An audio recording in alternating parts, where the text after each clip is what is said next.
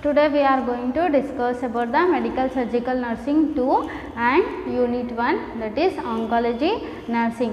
So next condition we are going to discuss about the tumor lysis syndrome. The condition is tumor lysis syndrome. Tumor lysis syndrome, it is also caused by the treatment of the chemotherapy. It is one of the side effect by the chemotherapy. It is also caused the one of the condition, that is tumor lysis syndrome. So in this tumor lysis syndrome, there is a tumor, it releases that contents which are having the tumors, and the contents can be released by the tumors into the bloodstream. So it is a tumor lysis syndrome.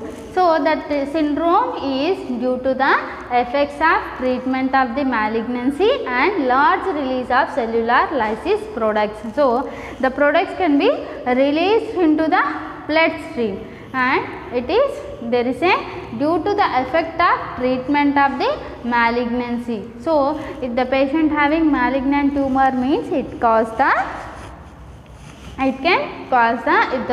if the patient having malignant tumor means if you are giving any chemotherapy drugs or radiation, it can cause the, because of the treatment, it causes a tumor lysis syndrome. There is a tumor lysis syndrome means the tumor, it releases the contents which are present in the tumors, and it releases the contents into the bloodstream. So it is a tumor lysis syndrome, and it can be release the cellular lysis products into the blood, and it causes the tumor lysis syndrome.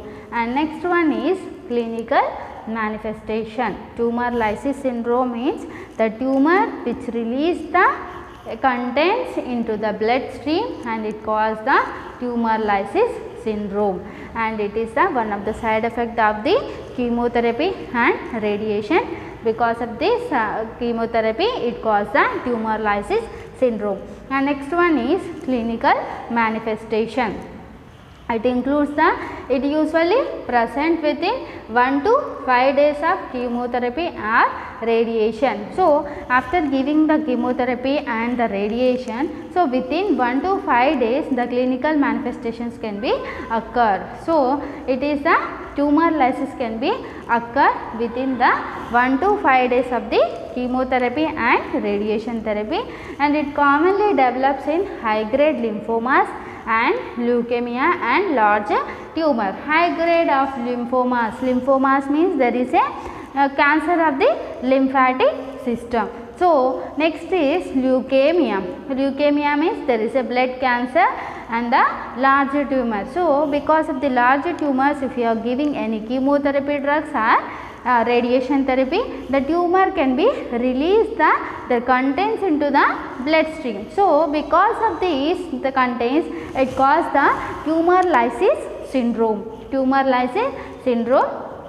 Clinical manifestation includes, it usually presents within 1 to 5 days of chemotherapy or radiation therapy. After the chemotherapy and the radiation therapy, within 1 to 5 days the clinical manifestations of the tumor lysis syndrome can be occurred, and it develops in high grade lymphomas. Lymphomas means there is a cancer of the lymphatic system, and if the patient having blood cancer and the large tumor, if the patient have a large tumor, if you are giving chemotherapy or any radiation therapy, the tumor has to be decreased, the tumor has to be released their contents into the bloodstream. So because of this, there is a tumor lysis syndrome can be occurred. And next one is hyperuricemia. Hyperuricemia means there is a hyperuricemia means it is a increased levels of the uric acid levels in the urine. Hyperuricemia means there is a increased levels of uric acid in the urine. So the normal level is, it is difference in females and males.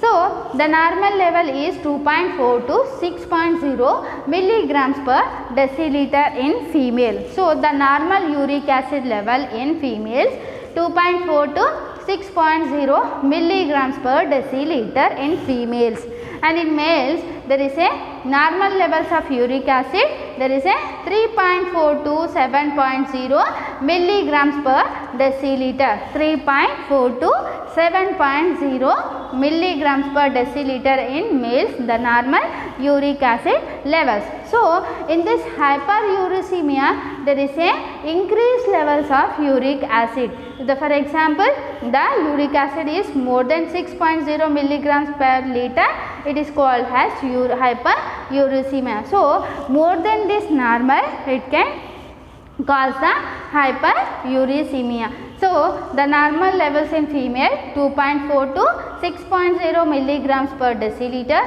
and in males there is a 3.4 to 7.0 milligrams per deciliter. If more than this means it is called as hyperuricemia. And next one is hyperkalemia. Hyperkalemia means there is a increased levels of potassium. So there is a increased levels of potassium. Normal level of potassium is 3.6 to 5.2 millimoles per liter. The normal potassium level is 3.6 to 5.2 millimoles per liter. In this hyperkalemia, if the potassium levels is increased more than this, it is called hyperkalemia. Hyperkalemia means there is a increased level of potassium. The normal level of potassium is 3.6 to 5.2 millimoles per liter. If it is increased more than this, it is called as hyperkalemia. So it is one of the cause of tumor lysis syndrome, and hyperuricemia and hyperkalemia also one of the reason for the tumor lysis syndrome. And next one is hyperphosphatemia. Hyperphosphatemia means there is a increased level of phosphate levels in the urine. So there is a normal level of phosphate, it is 2.5 to 4.5 milligrams per liter. The normal phosphate level is 2.5 to 4.5 milligrams per deciliter. If the phosphate levels increase more than this means it is called as hyperphosphatemia. Hyperphosphatemia. The normal level of phosphate is 2.5 to 4.5 milligrams per deciliter. If it increase more than this value, it is called as hyperphosphatemia. So this is one of the cause for the tumor lysis syndrome. And next one is hypocalcemia. Hypocalcemia, there is a hypocalcemia. There is a normal calcium level is 11 milligrams per deciliter. Hypocalcemia, the normal calcium level is 11 milligrams per deciliter. If this more than this, if the calcium level will be decreased, then the 11 milligrams per deciliter, the calcium has decreased, it is called as hypocalcemia. So normal levels of calcium is 11 milligrams per deciliter. If the calcium level decrease more than the 11 milligrams per deciliter, it can cause the hypocalcemia. So it is also one of the cause for the tumor lysis syndrome. So the clinical manifestations include it is usually presents within 1 to 5 days of chemotherapy and radiation therapy. So after the chemotherapy and radiation therapy, there is a clinical manifestations occur within 1 to 5 days of treatment. So and next one is hyperuricemia. There is a increased level of uric acid, and the hyperkalemia, there is a increased level of potassium, and hyperphosphatemia, there is a increased level of phosphate levels, and hypocalcemia, there is a decreased level of calcium. So these are all the clinical manifestations for the tumor lysis syndrome. And next we will discuss about the management. Management includes, there is a IV hydration with normal saline, and there is a 3 to 6 liters per 24 hours. So because of the because of the high levels of calcium and potassium phosphate. So because of the we should administer the normal saline. If you are administering normal saline, high levels of urine can be passed. By this urine, the potassium and calcium uric acid can be passed through the urine. So we can administer the normal saline 3 to 6 liters in 24 hours. So total 24 hours we can administer the normal saline 3 to 6 liters in a one day, and with sodium bicarbonate. So normal saline can be administered with sodium bicarbonate. In 24 hours it can be administered 3 to 6 liters.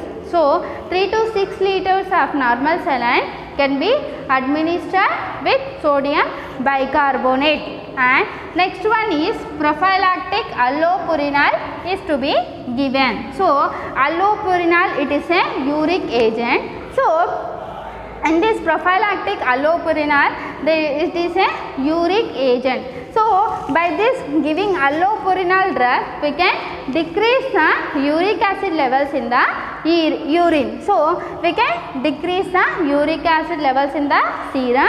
So we can by decreasing the uric acid levels, by it increase the urine excretion. So by increasing the urine excretion, we can decrease the serum uric acid level. So continuous passing of urine, the uric acid level become lost by the urine. So this prophylactic allopurinol is to be given because to reduce the uric acid levels in the serum. So it can increase the urine output. Because of the urine output, the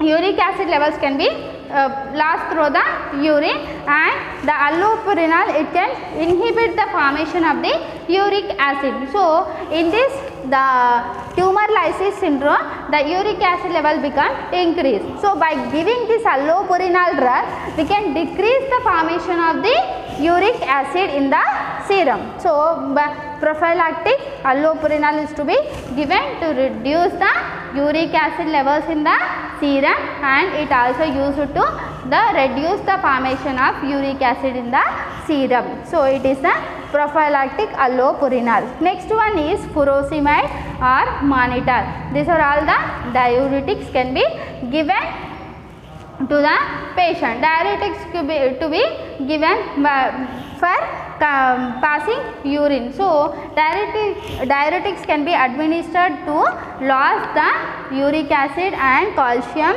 and by urine. So if you are giving furosemide and mannitol, patient will have the continuous passing of urine. By the urine, the electrolytes can be lost. So it can be reduce the hyperkalemia and hyperuricemia. So by this we are giving furosemide and mannitol, we can monitor the electrolytes. If the patient is continuous going for urine, the electrolytes can be lost by the urine. So because of this, we should monitor the electrolytes and maintain the fluid balance. So while giving furosemide and mannitol, and we can monitor for the electrolytes and the fluid, maintain the fluid balance. It is the furosemide and mannitol. So we can use it to be very carefully by monitoring the electrolytes and maintain fluid balance.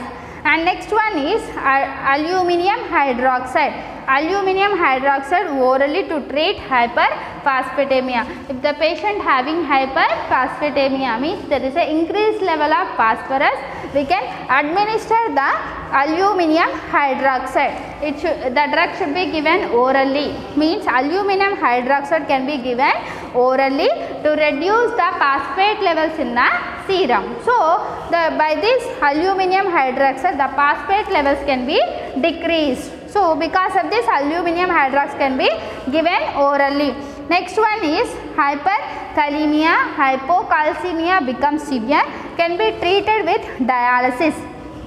If the patient having hyperkalemia means there is a increased level of potassium, and hypocalcemia, there is a decreased level of calcium. So if the patient having hyperkalemia and hypocalcemia becomes severe, we can go for the dialysis. Dialysis is nothing but there is a one of the machine. So if the kidney is not able to work properly, if the kidney is not doing his job, so the kidney is not able to do job and the machine can be done.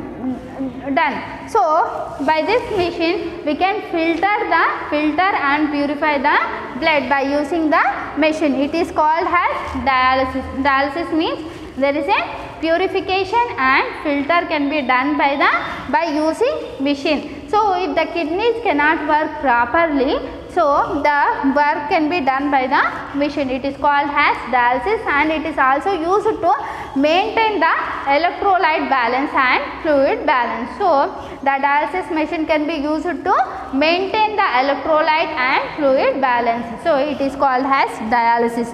If the patient having severe hyperkalemia and hypocalcemia, we can go for the dialysis treatment. So dialysis treatment can be done to improve the kidney function. So if the kidney cannot able to work means we can use the dialysis machine. So by this we can maintain the fluid and electrolyte balance and we can purify and filter the blood. It is a dialysis. Management includes hydration with normal saline 3 to 6 liters per 24 hours with a sodium bicarbonate. Along with sodium bicarbonate, the normal saline can be administered 3 to 6 liters per 24 hours. Next one is prophylactic allopurinol is to be given. Allopurinol, it is a uric agent. It can be used to reduce the uric acid levels in the serum and it can be used to inhibit the formation of the uric acid. So the formation can be inhibited by the allopurinol. Because of this, allopurinol can be administered. And this furosemide and mannitol can be used very careful by monitoring electrolytes and fluid balance. And aluminum hydroxide, it can be used to reduce the phosphate levels and the drug can be administered by orally. And next one is hyperkalemia and hypocalcemia become severe. We can go for the treatment of the dialysis. Dialysis means it is the blood, the purification and filter the blood by the using of machine. So by this machine we can maintain the electrolyte balance and the fluid balance and the kidneys cannot able to work properly. So because of this we can go for the treatment of dialysis. It is a condition of tumor lysis syndrome. There is a tumor can be release their contents into the bloodstream. It can cause the tumor lysis syndrome. So it is the condition has over. Thank you.